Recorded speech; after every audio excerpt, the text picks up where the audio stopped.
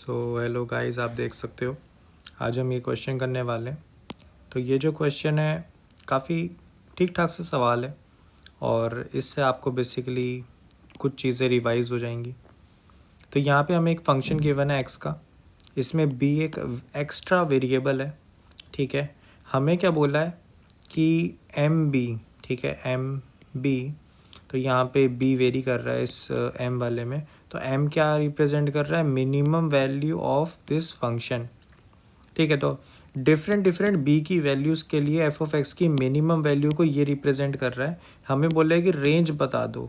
ठीक है, जैसे जैसे बी वेरी कर रहा है उस हिसाब से minimum value F of x की क्या क्या होंगी। ठीक है ना, समझ पा रहे हो? चलो फिर, तो रेंज बतानी है कि ये कहाँ से कहाँ तक जाएगा। थोड़ा सा घूमा हुआ सवाल लग सकता है लेकिन बहुत ज़्यादा मुश्किल नहीं है। बेसिकली हमें एम बी निकालना है, ये एक फंक्शन है, इसको ही निकाल लेंगे। ठीक है, तो स्ट्रेट फॉरवर्ड अगर सोचें तो अपने पास क्या आता है कि हमारे पास एक फंक्शन गिवन है एफ ऑफ एक्स। ठीक है, ये हमारे पास कुछ ऐसा गिवन है 1+b² x² + 2bx+1। ठीक है, हम इसका डेरिवेटिव ले लेते हैं क्योंकि मुझे मिनिमम निकालना है, तो डेरिवेटिव लिया तो डेरिवेटिव मेरे पास आया 2 times 1+b² times x plus 2b। ठीक है, x यहाँ पर 1 हो जाएगा और ये 0। इसको हम बराबर रख देंगे 0 के, ताकि मुझे x की वो वैल्यू मिले जिस पे मिनिमम वैल्यू आती है इस फंक्शन की। तो यहाँ पे क्या आ रहा है कि x इक्वल टू माइनस यहाँ पे -2b बाय क्या आ रहा है 2 टाइम्स 1+b²। ठीक है, तो इसको थोड़ा सा रिफाइन करें तो -b डिवाइडेड बाय 1+b² मेरे पास आ रहा है x की वो वैल्यू। ठीक है, अब मुझे ये सोचना है कि इस वैल्यू पे मिनिमम आता है कि मैक्सिमम आता है। ठीक है, तो वैसे तो तुम्हें एक चीज़ पता लगी गई होगी कि ये एक अपवर्ड पैराबोला है ना, क्योंकि इसका यहाँ पे ये चीज़ पॉजिटिव है ना, ग्रेटर देन 0 है। तो ये चीज़ क्योंकि ग्रेटर देन 0 है तो इसका मतलब ये एक अपवर्ड पैराबोला है कुछ ऐसा। तो इसका मिनिमा ही एग्जिस्ट करता है, मैक्सिमा एग्जिस्ट नहीं करता। ठीक है, तो ये मिनिमा वाला पॉइंट ही होना चाहिए। बट फिर भी हम ऐसा करते हैं कि इसको देख लेते हैं। तो यहाँ पे मैं स्लोप्स देखने वाला हूँ। तो मुझे एक चीज़ पता है कि ये वाली जो लाइन है इस लाइन में मुझे ये पॉइंट मिला है। तो इसका मतलब अगर मैं इस पॉइंट से छोटी वैल्यू करता तो ये नेगेटिव होता है ना। ठीक है ना, तो यहाँ से पता लगा कि ये जो मुझे x0 मिला है, ठीक है, इस x0 वाले पॉइंट पे अगर मैं देखूँ उससे पहले स्लोप नेगेटिव होगी, नेगेटिव स्लोप। ठीक है, और उसके बाद स्लोप जो है क्या हो जाएगी, पॉजिटिव। क्लियर है? तो f' के साइन से ही पता लग गया मुझे कि यहाँ पे नेगेटिव यहाँ पे पॉजिटिव। अगर ग्राफ देखा जाए तो कुछ ऐसा है। तो इधर से ये पता लग गया कि x0 पे क्या होगा, मिनीमा होगा। ठीक है, मिनीमा। अब मुझे ये पता लगा कि इस x की वैल्यू पे, ठीक है, जो कि b की टर्म्स में, अगर मैं f ऑफ x में डालूँ तो मुझे f ऑफ x की मिनिमम वैल्यू मिल जाएगी, पर वो b की टर्म्स में होंगी। वही चीज़ हमें एम बी गिवन था। ठीक है, तो हम इसको डाल देते हैं। तो यहाँ पे मैं पहले इस चीज़ को रिमूव करूँ क्योंकि ये बेसिक अंडरस्टैंडिंग के लिए था। ठीक, तो यहाँ पे f ऑफ x में हम x0 डाल देते हैं। ठीक है, यही बेसिकली मेरा एम बी है। तो इसको जब हम डालेंगे तो क्या आएगा, यहाँ पे मेरे पास आ गया b² डिवाइडेड बाय 1+b²। मैं सीधा सिंप्लीफाई करके लिख रहा हूँ, आप डालोगे तो थोड़ा सा आइडिया लग जाएगा। -2b² bye 1+b² and +1। ठीक है, तो मेरे पास क्या आ रहा है, 1 डिवाइडेड बाय 1+b²। ठीक है ना, ये आ गया मेरे पास। इसको सिंप्लीफाई करना एलसीएम लेके तो ये आ जाएगा। अच्छा, तो ये मेरे पास क्या आ गया, एम बी आ गया। अब मुझे यही बोला था कि बी जैसे जैसे वेरी कर रहा है इसकी रेंज बता दो, तो इसकी रेंज तो बहुत आसान है। रेंज से पहले हम हमेशा डोमेन निकालते हैं। इसकी डोमेन तो तुम्हें देख के पता लग रही है कि बी पे कोई रिस्ट्रिक्शन नहीं है, कुछ भी हो सकता है, कोई दिक्कत नहीं होगी, नॉट डिफाइंड वाली कोई चीज़ नहीं होनी इसमें। और अगर रेंज की बात करी जाए तो बी जो है मेरा माइनस इन्फिनिटी से इन्फिनिटी तक जा सकता है, जैसे कि मैंने तुम्हें इसकी डोमेन बताई। अब इस डोमेन के लिए ये कौन सी वैल्यूज़ लेगा, देखो बी स्क्वायर की अगर बात करें तो स्क्वायर होने की वजह से ये 0 से इन्फिनिटी वाली इसकी वैल्यूज़ आएंगी, है ना, 0 इंक्लूडेड। तो मेरे को एक चीज़ पता लगा कि अगर मैं लेट से 0 डालता हूँ तो यहाँ पे 0 हो गया, ओवरऑल वैल्यू क्या बन गई, 1 बन गई, ठीक है। बट जैसे जैसे मैं बी की वैल्यू बढ़ाऊँगा वैसे वैसे ओवरऑल वैल्यू घटनी चाहिए, सही बात है कि नहीं। तो इसका मतलब मुझे ये पता लगा कि बी स्क्वायर की वैल्यू जैसे जैसे मैं 0 से दूर लेके जाऊँगा और इन्फिनिटी की तरफ लेके जाऊँगा तो इसकी वैल्यू क्या होगी, बढ़ेगी और ओवरऑल वैल्यू घटेगी, ठीक है। तो ये अगर मान लो इन्फिनिटी जा रहा है, पूरा डिनोमिनेटर इन्फिनिटी जा रहा है, पूरी चीज़ 0 की तरफ जाएगी, पर 0 को अप्रोच करेगी, 0 पे पहुँचेगी नहीं कभी। क्यों? क्योंकि हम इन्फिनिटी पे लेके जा रहे हैं बी को, ठीक है ना। तो चलो फिर, तो इधर से ये पता लग गया कि जो इसकी रेंज निकल के आ रही है, ठीक है, बहुत ही सिंपल क्या आ जाती है कि 0 को अप्रोच करने की कोशिश करेगा बट कभी पहुंच नहीं पाएगा, एंड 1 पे ये अप्रोच नहीं बल्कि पहुंच भी सकता है, ठीक है। तो 0 से 1, 1 इंक्लूडेड, ये अपना आंसर है।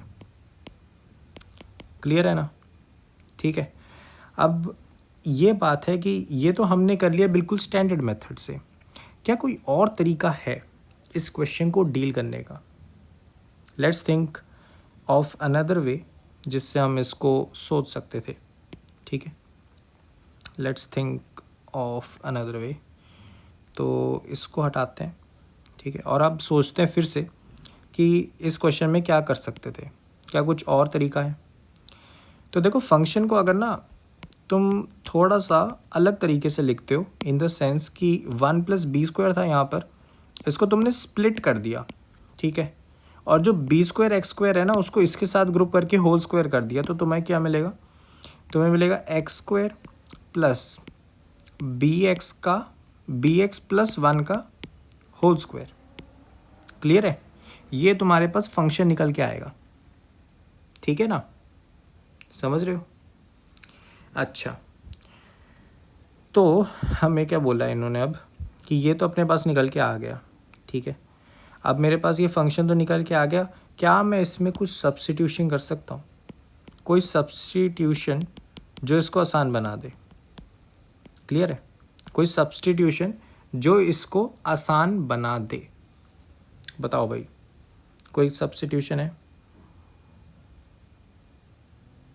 चलो, तो यहाँ पे मुझे एक चीज़ पता लगी, मैं क्या कर सकता हूँ कि b की जगह tan थीटा डाल सकता हूँ, क्योंकि b जो है वो रियल नंबर है ना, b की कोई भी वैल्यू हो सकती है, tan थीटा की भी कोई भी वैल्यू हो सकती है।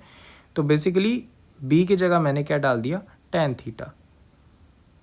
क्लियर है, ठीक है। अच्छा, तो अब तुम्हें एक चीज़ देखनी है यहाँ पर, जो कि मैं तुम्हें दिखाता हूँ। एक्चुअली ये परफेक्ट स्क्वायर से कुछ फ़ायदा नहीं हुआ, बट अगर तुम इसको नॉर्मल ओरिजिनल वाली में डालते हो तो तुम्हें मिलेगा सीकेंड square theta x square plus 2 tan theta x plus 1, ठीक है। तो जैसे ही हमारे पास ये फंक्शन निकल के आया, इसमें हम क्या करते हैं ना, एक बहुत ही अलग सी चीज़ क्या कर सकते हैं। देखो यहाँ पर अगर तुम इसको देखते हो, ये क्या है, ये तुम्हारे पास आ जाता है कि सीकेंड थीटा इंटू एक्स का होल स्क्वायर है ना। और अगर तुम इसको देख रहे हो ये क्या आएगा, अगर तुम इसके पर्सपेक्टिव में सोच रहे हो तो तुम्हारे पास आएगा कि भाई सीकेंड थीटा है, एक्स है, और साथ में एक साइन थीटा मल्टीप्लाई में है। सही बात है कि नहीं? तो तुम्हें सोचना है कि यहाँ पे साइन स्क्वायर थीटा कैसे आएगा। सिंपल है, 1 को कैसे लिख सकते हैं, sine square theta plus cos square theta. आ गया साइन स्क्वायर थीटा ना, तो होल स्क्वायर हो गया। यहाँ पर होल स्क्वायर क्या आ गया कि भाई secant theta times x plus sine theta का होल स्क्वायर, ठीक है, इसका होल स्क्वायर प्लस यहाँ पे आ गया कॉस स्क्वायर थीटा। ये मेरे पास एफ ऑफ एक्स निकल के आ रहा है। अब तुम्हें साफ साफ दिख ही रहा है कि ये जो फंक्शन है, ठीक है, ये फंक्शन दो स्क्वायर्स का सम है। बट इसमें अगर मैं देखूँ, मेरे को क्या चाहिए था, ये फंक्शन की minimum value of this function is M B, और एम बी की रेंज निकालनी है।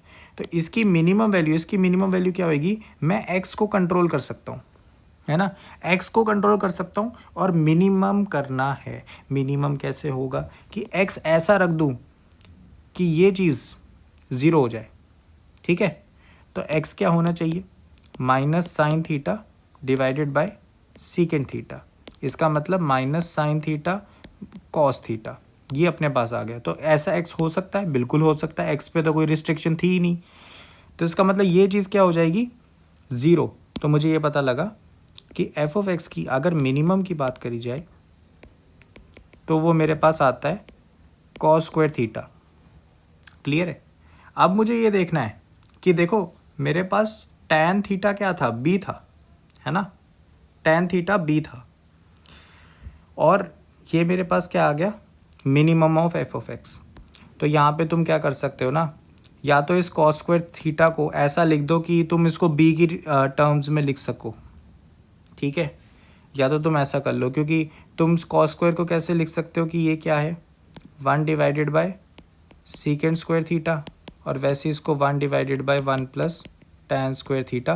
तो ये तुम्हारे पास 1 divided by 1 plus B square आ गया। तो ऐसे भी कर सकते हो, आंसर सेम ही आ जाएगा। तो 1 divided by 1 plus B square तुम्हारे पास इस तरीके से भी मिल जाएगा, और इससे तो देख के तुम रेंज बता ही सकते हो कि आंसर क्या आ गया, 0 नॉट इंक्लूडेड, 1 इंक्लूडेड।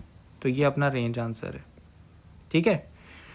तो ये भी एक तरीका है, सब्स्टिट्यूशन से ये सवाल हो जाता है, और यही इसका थोड़ा सा मज़ेदार पार्ट है कि आपको डिफ्रेंशिएशन और जो इसके फर्दर स्टेप्स है उनको करने की इतनी ज़रूरत है नहीं, ठीक है। अगर आप ये देख लो तो सब्स्टिट्यूशन भी करनी आनी चाहिए। जेईई एडवांस का एक अच्छा खासा पार्ट सब्स्टिट्यूशन का ही है, ठीक है, चाहे ट्रिग्नोमेट्री सब्स्टिट्यूशंस हो या कोई और फॉर्म की एल्जेब्रिक सब्स्टिट्यूशंस हो, या फिर किसी फैक्टर को ऊपर नीचे मल्टीप्लाई करना है, या कोई टर्म ऐड या सब्ट्रैक्ट करनी है जिससे आंसर सॉल्व हो जाए। ये एक बहुत ही ऐसी स्किल है जो आपको अच्छे अच्छे एडवांस्ड क्वेश्चंस या मुश्किल क्वेश्चंस को करने में हेल्प करेगी। तो आई होप सो ये क्वेश्चन क्लियर होगा। इसका आंसर ये इंटरवल है कि 0 नॉट इंक्लूडेड एंड 1 तक जितने भी रियल नंबर्स हैं, ठीक है। तो आई होप सो क्लैरिटी मिल गई होगी इस क्वेश्चन में। मिलते हैं और क्वेश्चंस के साथ।